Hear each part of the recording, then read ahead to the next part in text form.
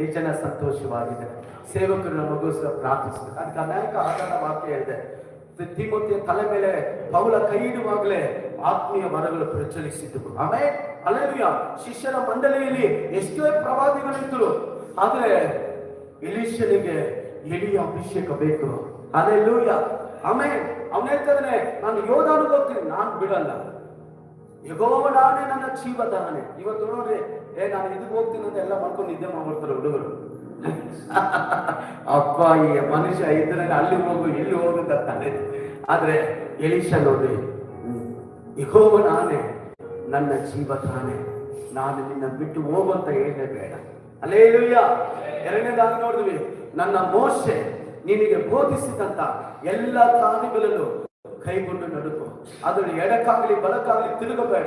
ನಿನ್ನ ಜೀವಿತ ಸಕ್ಸಸ್ ಆಗ್ಬೇಕಾ? ಸೇವಕರು ಬೋಧಿಸುವ ಪ್ರತಿಯೊಂದು ಮಾತುಗಳನ್ನ